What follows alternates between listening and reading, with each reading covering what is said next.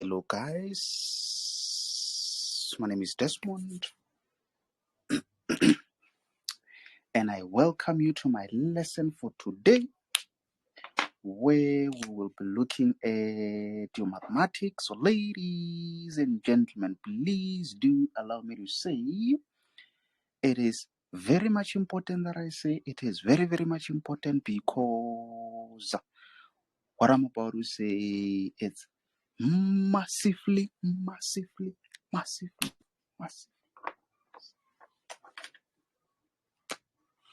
Hey, massively important, ladies and gentlemen, that I say day without learning something new. It's a day wasted.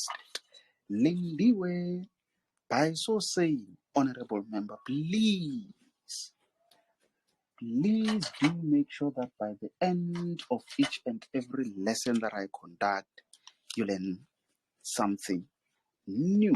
Very, very much important, ladies and gentlemen, over there. Okay, so as I've indicated, in today's lesson, we'll be looking at a question paper that was sent in the group. So I'm pretty much sure that you guys are aware that we have already started with the functions. So we are just continuing from where we left off. So in the group, I did send that question paper which says the sketch below shows the graph of f of x, which is equals to -9 over x minus 1 minus 2.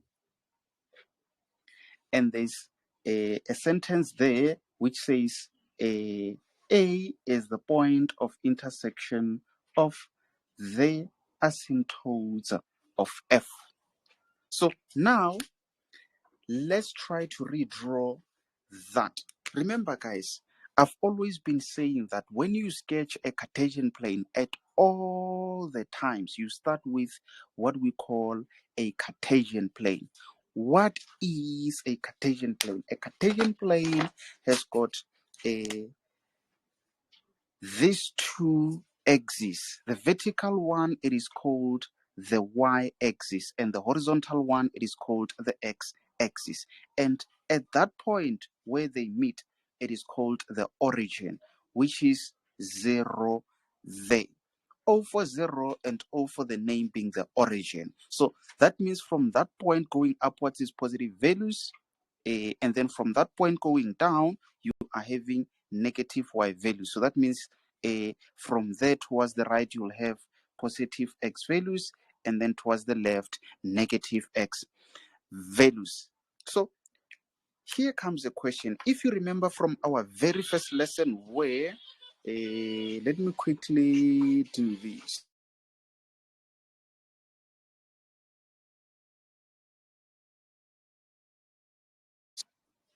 Okay, I had to quickly mute that. So what was I saying, Bantu Bagiti? I was saying when we started with this chapter of functions, if you remember very well, I did explain to say we'll be looking at 4 types of functions, namely a straight line, a hyperbola, a parabola, and an exponential. Maybe just to quickly remind you, this is how a straight line formula looks like. This is how a parabola looks like. It's a x squared plus bx plus c. A hyperbola, y is equals to a over x plus p plus q. An exponential, y is equals to a times b to the exponent x. So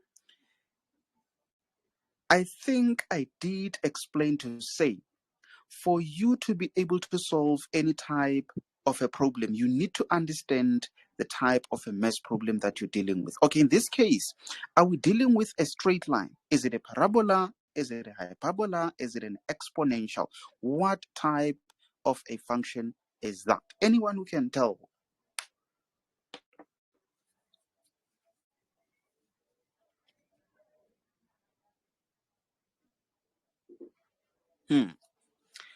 No response.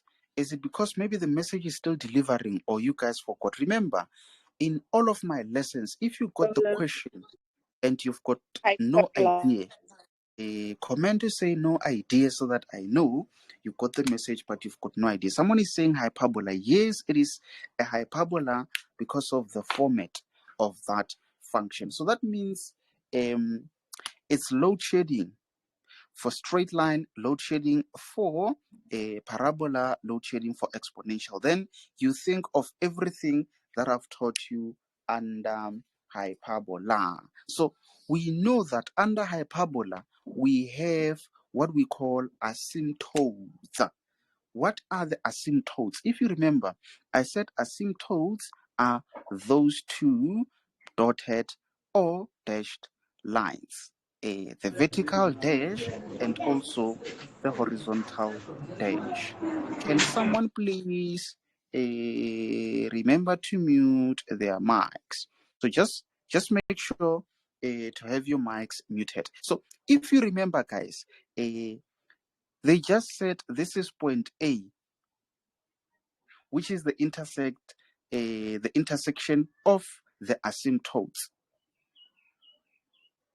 So now, since you guys said we are having a hyperbola, notice something. Can you guys see your A value is negative?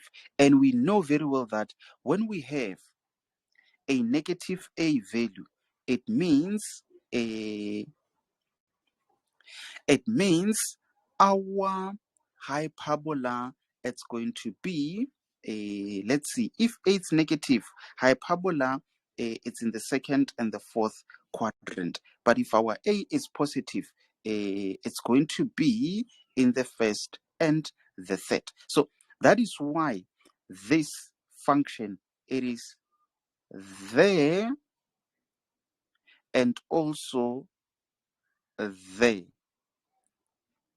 So this is an information which could be new to our very new learners who are attending my online lessons for the very first time. But this is what I'm going to tell you, honorable members.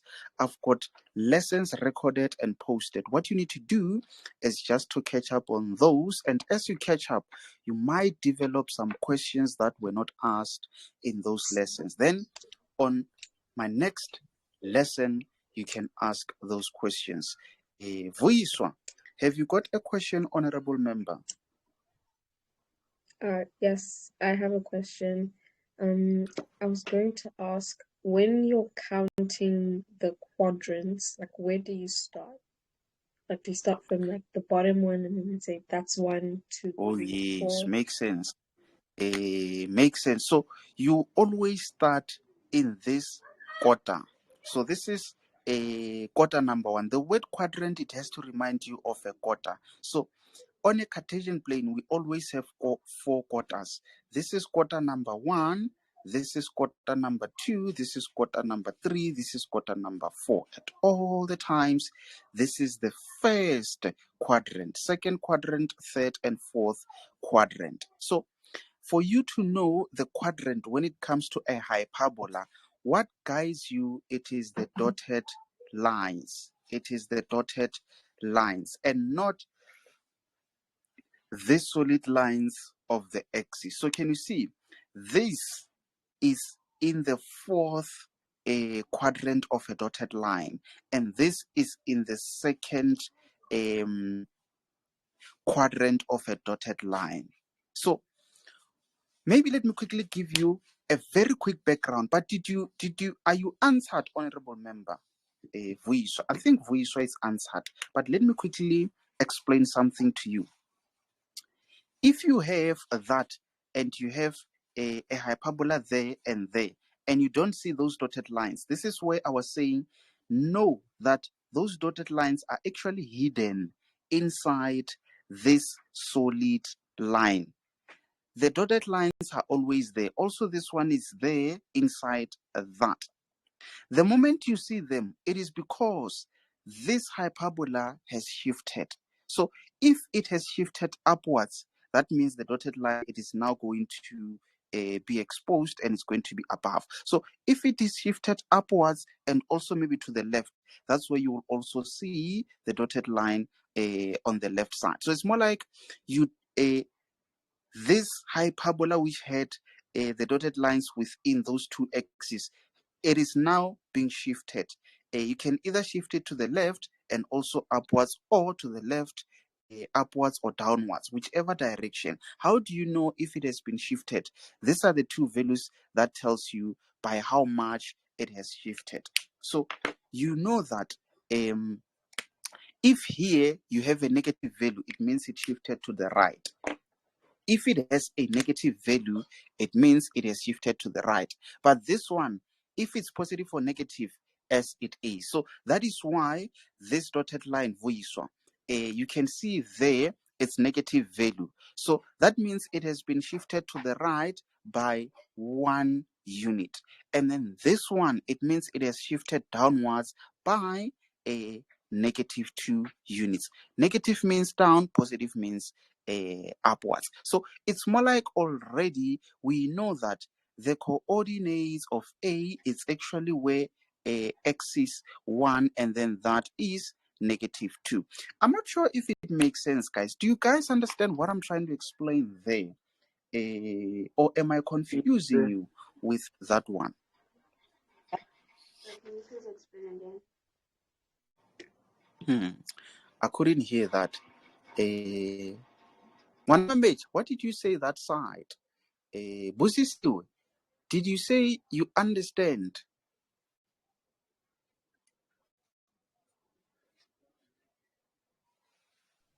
Sir, can you please explain again? I had explain again. What was that? Explain again. I couldn't hear that. Before I continue, was there someone who was saying they need a re-explanation? Let me see who that is. Yes, sir. Okay, just a quick one, Lindy. So this is what happens. Remember, this function originally started as, I think I'll need to quickly replace my markers. I can see. Yeah, I think I'll need to quickly replace this markers. Let's see. So remember, an equation of a hyperbola, it's a over x plus p plus q. P is actually your what is it? Your vertical asymptote. And then Q is your horizontal asymptote. I'll explain those. So the asymptotes, they tell us by how much a hyperbola has shifted. So what I was saying is, always here, when you have a sign being negative, it means it has shifted to the right.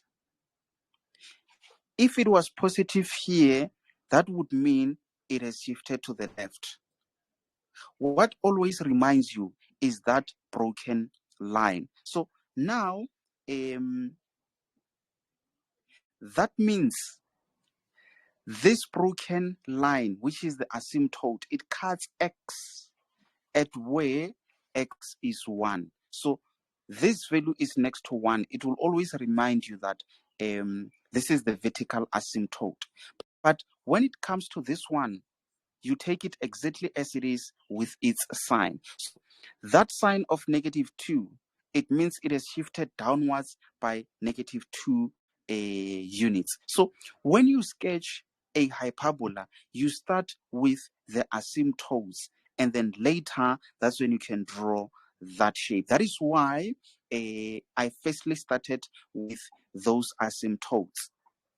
And then for you to know that the function is there and also there, it is because of this a value. Can you see? We are having a negative a value. That means it's going to be in the second and the fourth quadrant. If it was positive 9, they were going to draw it in there and also in there. So that's what I was trying to I'm not sure if it now makes sense, Lindy. Do you get it, honorable member? Yes, sir. Okay, so now let's try to answer the questions. So let's see. Question number EN, it says write down the coordinates of A. Bantu bakiti. This is how you represent the coordinates. The coordinates, they just want you to give the X and the Y value. Never find yourself answering a question which says give us the coordinates and you are drawing a Spider-Man. Hey, you'll be in big trouble. The coordinates is the value of X and the value of Y. Massively important, lady. So now, what are the coordinates of A? I've already given those.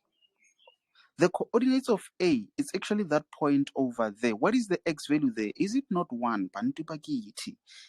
What about the Y value? Is it not -2? I'm not sure.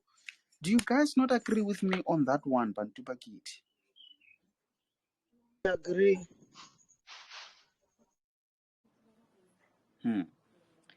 I also agree with myself. It was a pretty much a straightforward question, that one. So now let's move on to a 5.1.2, which says determine the coordinates of the X and Y intercept. Guys, it's in most cases where you might come across this type of a question. Moleboge, the moment they say the X and Y, then you hear the word intercept. Before you think of too many things, just say for you to calculate the X intercept, that's where Y is equals to 0. For you to get the Y intercept, that's where X is equals to 0. Did you guys understand what I've done there? Yes. Before you go far, this is the starting point because they said the X and Y intercepts. Let me add that as there because they said the X and Y intercept. That is why I'm saying for you to get the X intercept, that is where Y you equate it to 0. For you to get the Y intercept, you equate X to 0. So now let's try to work out that. But the question is the X and Y intercepts of what? They said of F.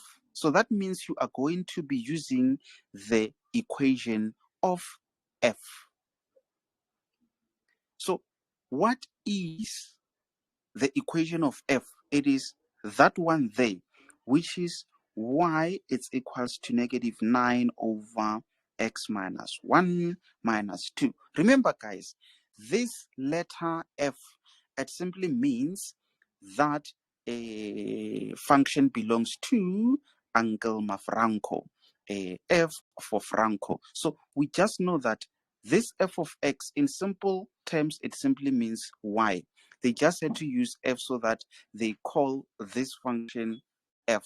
In case if there's a straight line, they will call it G for Bra George. So now, this is what we're saying. We say where we see Y, we put 0. So let's put 0 there. So that means we're having that minus 2. Now can you see? This is where you need to solve for X. And remember, guys, since the beginning of this year, I've been I teaching don't you know if guys on it's how to just me, solve but for you're cutting out X. a bit. Is it breaking to everyone? Can someone confirm if I'm breaking so that I can do something? On my side, I No, can hear you. Nokulunga Precious. Yandiswa, am I breaking on your side?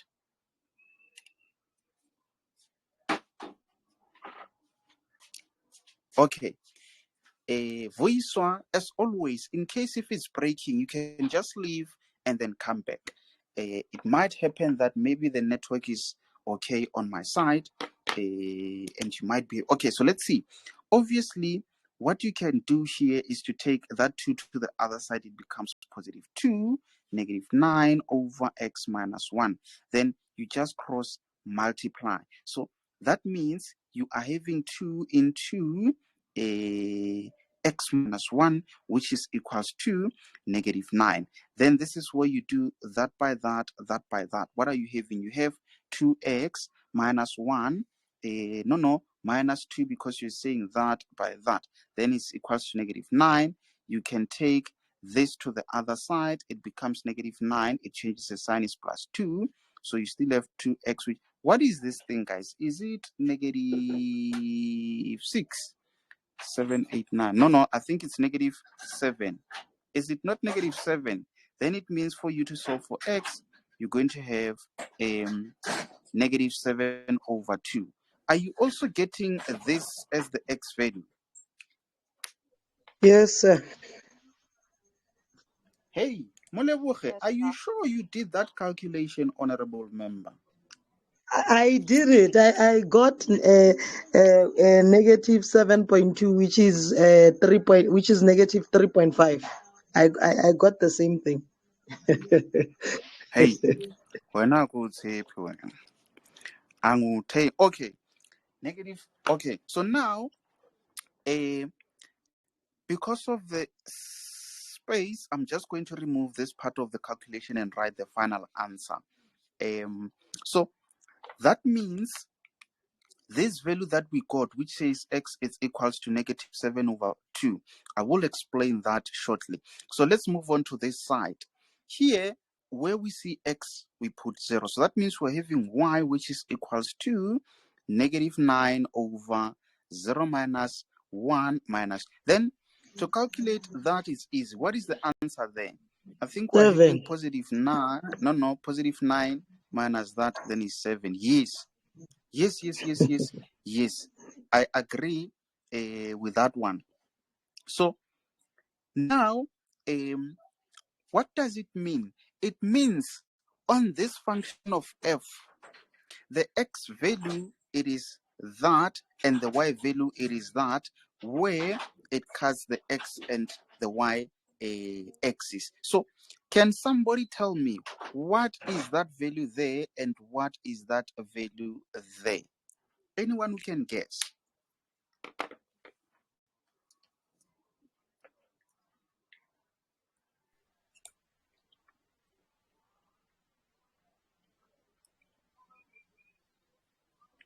If I'm guessing, I'm going to say 0 to 1.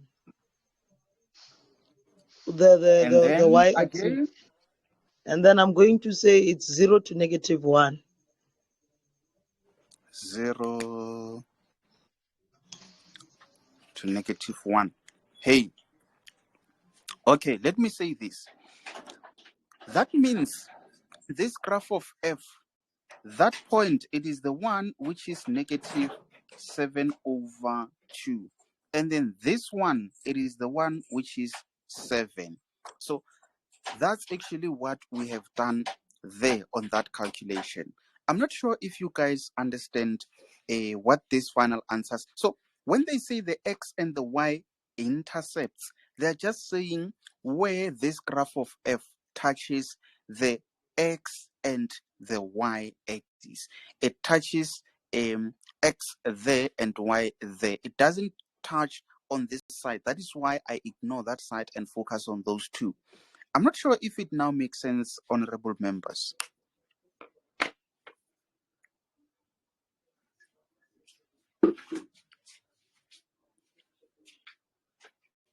Does it make sense, Bantu Bagiti? Yes, sir. Okay. I'm now going to remove all of this and we get to this question, which is very, very interesting. I will need to teach you something on this one. I'm pretty much sure that most of you guys get this question wrong, and it's one of those easy questions. Okay, let's see. The question says, write down an equation of the axis of symmetry of f that has a negative gradient. Do you guys understand this question? Because you come across this type of a question in grade 11 and 12. I forgot if it's also there in grade 10. But let me quickly make use of this opportunity to explain the reason why I encourage grade 11s to attend grade 12 lessons and grade 12 learners to attend grade 11 lessons. It's because there are some chapters which are common. For example, when it comes to functions, the concept is the same. When it comes to solve for x, number pattern, and some other chapters, the concept is the same. So with you being in grade 12, it doesn't mean you fully understand the grade 11 and 10 syllabus. You might have missed some important information. So it helps you to attend these lessons and learn all the possible tricks, because there are some questions which may be very difficult in grade 11, but when you get to grade 12, maybe they are easy, and sometimes vice versa. So you need all the possible you know tricks available, to make use of those to prepare yourself for any type of a question. So it did work for me, and it worked for me very well, in a sense that I was then able to understand any type of a math problem related to a function. So don't limit your mind to say because you're in grade 11 you can't study some chapters in grade 12, because the tricks are the same. What I'm going to explain now, you might be in grade 12 and not know these, but it's there in your grade 11 syllabus, but you might find that you have missed it. So this is an advantage for you to learn it again. So before I even work it out, anyone who understands that question except those who have been attending my lessons since previous years, do you guys understand what that question says? Write down an equation of the axis of symmetry of f that has a negative gradient. Yebo noma cha?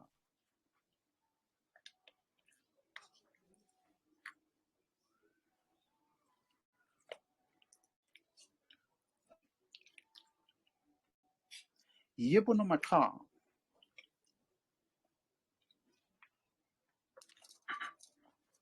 Understand.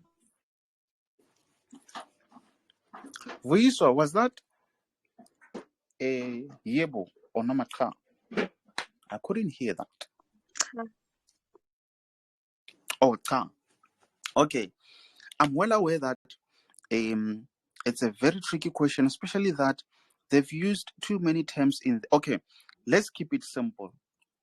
Maybe let me start here. What is an axis of symmetry? Note it down. An axis of symmetry is a line that cuts whatever into two equal halves. You've got a slice of bread there. How are you going to cut it as a parent so that you don't have the siblings fighting? You remember, Musmoleboha, we said you cut it right there. Why would you cut it there? You want to make this side equal to that side. So this line is called an axis of symmetry. So now the question is, if you have this function being a hyperbola, how can it be cut into two equal halves? Remember, let's say you have it there and there, and you have your equations of asymptotes hidden inside. Do you guys not agree with me that if you cut it right there through the origin, if you cut it right there through the origin, do you guys not agree with me that this portion, it is exactly equals to that portion? Does it make sense, Bantu Bagit? Yes, we agree. Yes, sir. So now this is a what we call an equation of the axis of symmetry. That's what they mean by an equation of the axis of symmetry. And remember, it's a straight line. And if you remember what you learned about a straight line, we said if it ends in the